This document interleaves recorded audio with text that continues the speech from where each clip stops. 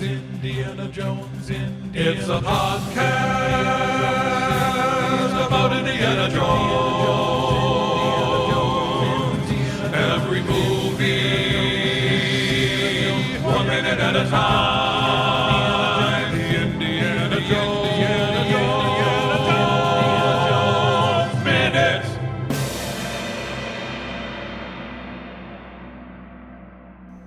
Welcome back to the Indiana Jones Minute, the podcast in which we get to the heart of Indiana Jones and the Temple of Doom 1 minute at a time. I'm Tom Taylor. I'm Pete Mummert. I'm Jerry Porter. And today we are joined by Jay, who is a restaurateur in the LA area, and he and his family have been masters of Indian cuisine for decades. Welcome, Jay. Thank you. Thank you for having me. It's good to have you here. We need somebody of your specific talents and knowledge for this ridiculous banquet. Am I allowed to say that? Yeah, navigate all the absurdity. Yeah, something tells me there's something not quite kosher about the menu at this table, and we need some help. Wait, are you serious? Yeah, I don't see a salt and pepper shaker. I think the napkins are on the wrong side of the plate. I think there's some issues, this but we'll is get like, into that. where are the papadoms? Come on. All right, well, okay, let me tell you what happens in 44. This is minute 44, and this begins with Indy annoying Chattar Lal with loose talk about ancient evil, and it ends with him basically flat out saying that Pankot has stolen something from the villagers. So not only is he like kind of given up his own game in the last couple minutes, now he's just completely sold out the villagers from My Poor Village.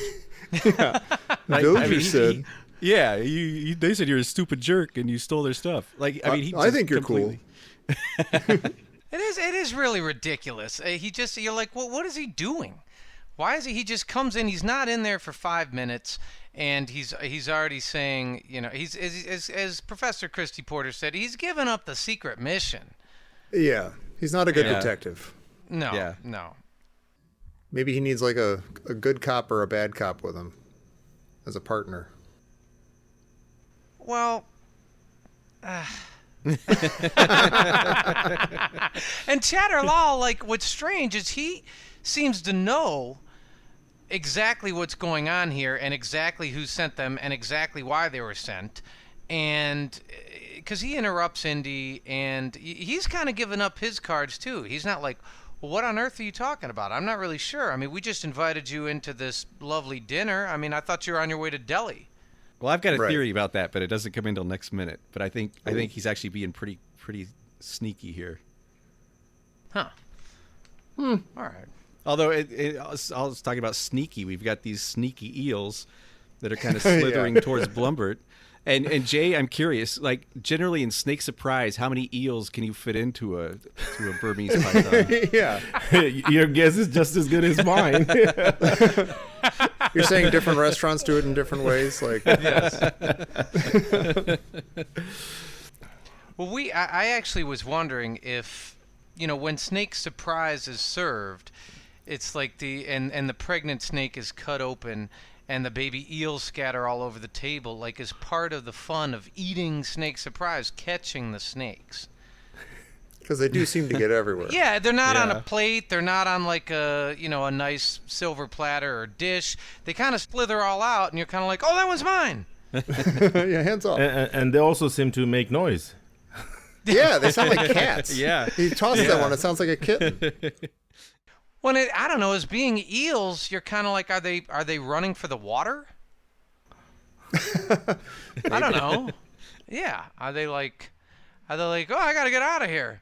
To them, is that what it's like for us to be underwater? And they're like, let me get back to the land. I don't know. But Blumburtt is not partaking. He kind of, shoos an eel away, and then he picks it up and throws it. Yeah, I still don't know what he and Indy are eating. They have plates in front of them. In the and next I think minute, there's food, but I don't know. Yeah, in the next minute, I think in second 13, there's a pretty good view of what they're eating. And I couldn't tell what it was. All right. Well, okay, so this is supposed to be a wonderful, elegant dinner, and with all sorts of delicacies.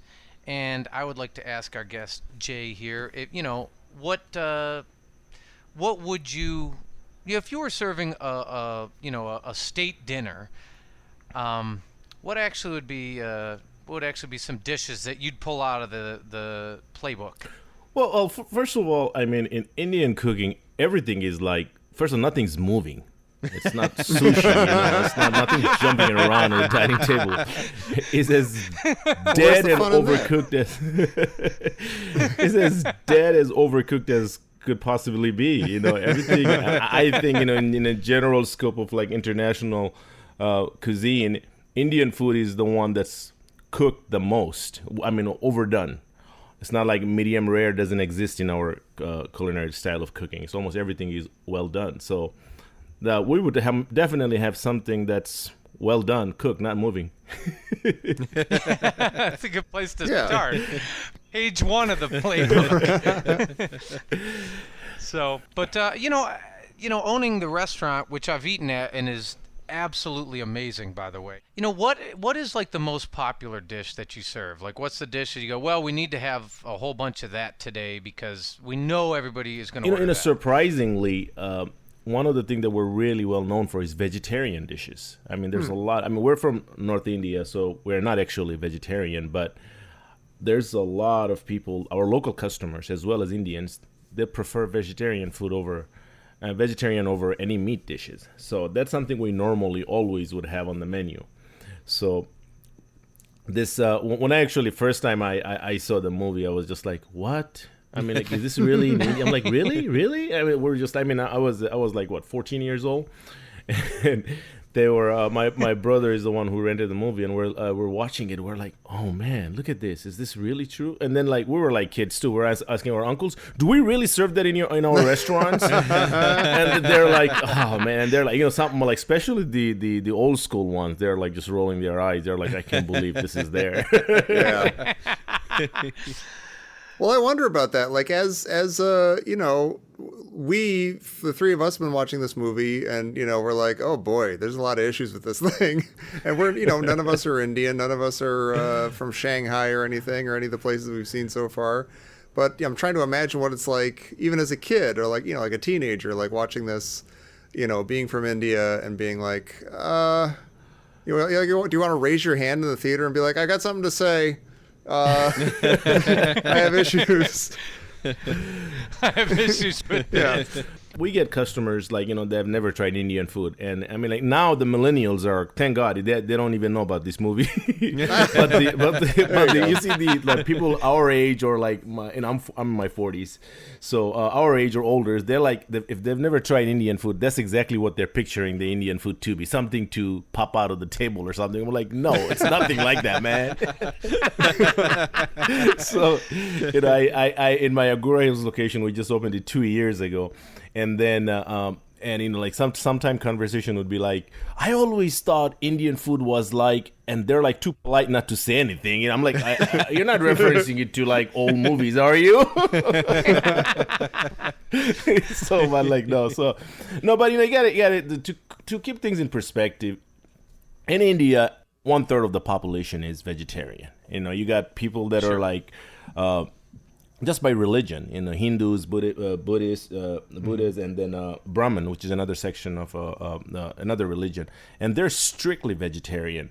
And even like in North India, where we do eat, like there's some sections like Muslims, they eat only beef and chicken, but not pork. And then there are some other Hindus that would only eat pork and not eat beef. So they're very selective on what they do. So primarily, I mean, almost everywhere you go, as a matter of fact, in India, if you walk down the street, you're most likely to find 80% of the food is all vegetarian. So it's not like, and the thing that really, I mean, now that I understand, like when I watched this movie, I was a kid. I didn't get that much into detail about the food. I just enjoyed the movie. I was just like, whoa, this is cool. They're just popping out of the belly, But nowadays I look at it and I'm like, wait a minute, this is not how it is. This is far from the truth. But it made a great movie. That's just the fun part about it. So yeah. No, I actually don't know. This is like, I obviously mean this as a joke, but I actually also don't know the answer, so I'm curious. Would a beetle be on a vegetarian menu or not?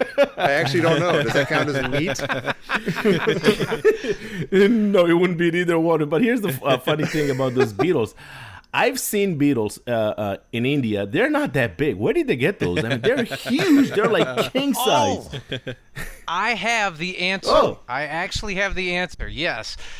Because we do have, as of last night, a resident entomologist for the Indiana Jones Minute, and her name is Leela, and she works at the Los Angeles Natural History Museum, and she said that beetle is a rhinoceros beetle. Oh, wow. Oh my God. Do they still exist or they're extinct? Well, I think those were the very last Yeah, you see them ones. eating the last ones.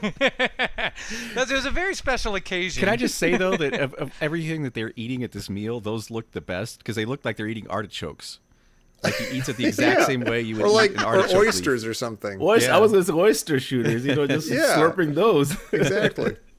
Squirt a little lemon juice on there. They're good. Well, see, the guy, and the guy, he says, "What? You're not eating?" And he looks at Willie, and she's like, "I had bugs for lunch." And then he downs the beetle, and then he lets out this like super bass-driven belch. Yeah. And I'm like, all he had was like what, a couple of eels and a beetle? Well, just now. I mean, he's he didn't. He's probably stuffed with eels right now. He probably had more than I you guess. I like that line, by the way. Like I had bugs for lunch, but then I was that's thinking like solid. it's funny as a joke, but then I started thinking like maybe like did she like what is there to stop and get to eat between my poor Right. village and Pancoat? And is everything? maybe she it's just did. like fast food versions of what they have here. Like I'll get an eel popper. Or I'm gonna have like a beetle lettuce and tomato sandwich, or like. What are we doing? Oh, God. I wondered, Jay, if maybe, you saw the movie when you were 14 and you came out of the theater and you were like, that's it. I'm tired of being misrepresented. I'm gonna go into the Indian culinary business and show the world. Maybe that's what was behind this. In all these years, I've been trying to figure out what was my drive for restaurants. Maybe what? You probably hit it right on the spot there. Well, we've also talked a lot about when the movie originally came out. I believe it was banned in India. Yes. Is that true? I think originally. Did you know about that? We were here, so we didn't know, but we found out that they were not showing it in any of the theaters in India, and back in the day they didn't have this kind of like all these, you can go online and see it. No, so it was pretty much not there at all. It was banned. And was it just because of like the representation, or was it the violence, or do you know? I don't know. I think like there's different conflicting stories. I mean, from our family side, they just said they didn't want to see this kind of movie. This was not a good representation of our culture, and it was just that's what we heard as kids growing up. Then some others say there was something to do with the film being not actually made in India versus in another country where they actually shoot the film. I think, but from what we heard as kids, like it was just not suitable for, was not a good representation of our culture. So, Yeah, that makes sense. I think I might agree. I mean, I don't know. They have all the stuff with, Kali and yeah. That's another. I'm sure that's thing. not how thuggy meetings really go. And it's Probably more guitar. Spielberg was kind of famous for just like this was not based on anything other than him trying to make the biggest gross out scene he could do. Oh So yeah. this was definitely in his mind not based on anything but just trying to make people as queasy as he could. Well, we were talking about this last few minutes too, and he succeeded because that's what everyone remembers this movie for, right? Yeah. And meanwhile, these important plot points are completely beetled over. Yeah, it's very frustrating. And it is frustrating, there's, what Chattar Lal and Indy are talking about, and Blumburtt, his ears kind of perk up, and you're like, oh, there's a real tension there, and I had no idea that any of that was going on. Yeah, exactly. I've seen. I think I said this before, but I obviously saw this dozens of times in the theater, and I grew up liking it and stuff. And then watching it now, I'm like, oh, there's like a plot going on at one end of the table, and it's being advanced a little bit, and there's some tension and some interesting stuff. And I when I watched the movie the first time, I never paid attention to the conversation between Indy and Mr. Chattar Lal, but all attention, 100% was on the table. Like, what the heck was going on with the food? Yeah, totally. Sure. And even after you see it 10 times, it's hard not to just watch what's happening with the food. Right. No, right. I mean, there's one camera move here where they don't even cut to like the weird beetles and stuff. The camera actually like slides down the table, like as Blumburtt's saying something. Yeah. It just slides away to like Willie and Shorty while the beetles are showing up, and it's like, okay, it's gonna be that way, I guess. I don't get to have nice things like a conversation. It is interesting though that they have a completely different set of food over here at the adult side of the table. Yeah, that is weird. When you look at it, like I can't tell what it look. I don't know. It looks like he had a dosa and he got really mad and just smashed it up into little pieces or something. But he, like it's definitely not what everybody at the other end of the table's eating. Right. Well, what's interesting, and Jay, maybe you can help us here. Is there like how many? If you were to serve a huge traditional dinner, how many courses would it have? Indian food is very good on number of courses. There's like typically like everybody keeps 7 items on the menu. That's pretty traditional. You start with appetizers, light appetizers, then there's some like moderate ones. Then you go to the main course, bread, rice, and several different main course, and you would end it off with a dessert and a beverage. So I mean, actually on a royal scale, it's pretty typical to have many different items. It's not that outrageous items they were serving, but right, something like that's enjoyable. Well, and I thought about this too. Like, if we turn the cultural dinner table around here, and if we invited maybe somebody from, I don't know, North India, and we invited them over here to America, and we wanted to, have a big, fat, disgusting, repulsive, barf in your hat kind of American banquet. Like what would we serve? You do like one of those giant all-you-can-eat hamburgers that has like 20 things, like French fries on top and like barbecue sauce, and cheese, and deep. The entire thing is deep fried. Yeah. And it's all rare. It would all be rare, I guess. Well, I just saw a thing today where there's some place that they serve ice cream inside a donut sliced in half like a bun, and they just give that to you. I'm like, all right, we're running out of ideas, but okay. I've had that actually sounds pretty good. Yeah, it sounds fantastic, but I feel ashamed for wanting it.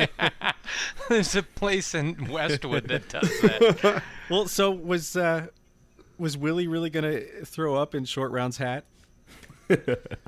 That's a good question, actually. Like, was that an empty threat? Was she just being funny, or was she? You think if she was just joking, she'd be like, "I'm gonna barf." Like, she wouldn't be like, "Hey, give me your hat." Like asking for his hat and everything as a joke suggests like that she's not really that grossed out or something. So and she doesn't give it back. Saying like she was gonna barf. She fights him for it. Like he has to wrestle it back from her. She needed it. I guess if she was gonna barf, it'd be the only place that she'd be able to think of to do it. But then she doesn't barf. She chokes it down, I guess. Yeah. Good for her. Good manners. Oh, there's one part where the camera kind of pans past Short Round, and he's just sitting there like he's in a daze, like he's just staring straight ahead. Poor kid. Well, Jay, you've seen Raiders. Mm-hmm. Raiders, and so what do you think of Willie? And I mean, we have Indy with Marion and Raiders, and now we have in Temple of Doom, Indy's paired up with Willie. What do you think? You know what? Honestly, I never in that movie. I don't know if it was by design. There was not like a whole lot of chemistry between the two. Indy and Willie. I don't know. What do you guys think? It seemed like they did have a very good chemistry. Ding ding ding ding ding ding ding ding ding ding. We have no problem with that statement. We have no problem. Our findings line up with yours. Yeah. Yeah. It's awkward. It's a little weird. This throughout the whole movie was just like, I mean, everything was focused on the movie more than like, it didn't seem like, a hero and heroine was like a very good chemistry there. I never saw that. Yeah. Throughout the entire movie. Sure. I do appreciate the very diplomatic way you phrased that as well. That was, yeah. Just in case we're all great. hugely pulling for these two.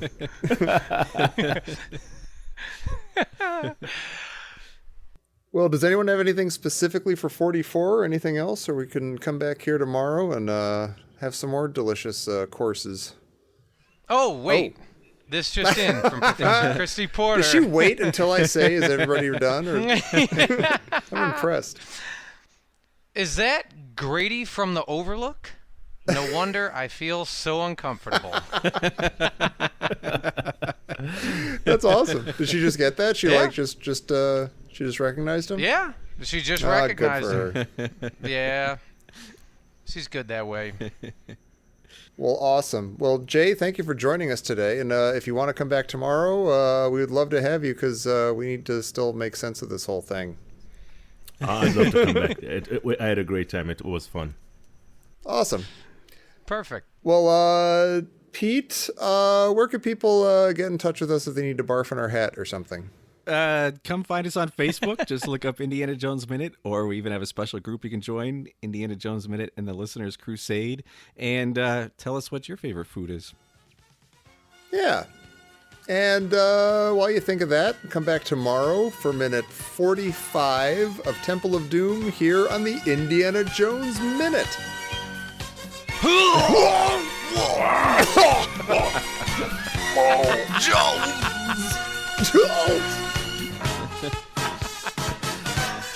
That was really gross. Yeah, so disgusting.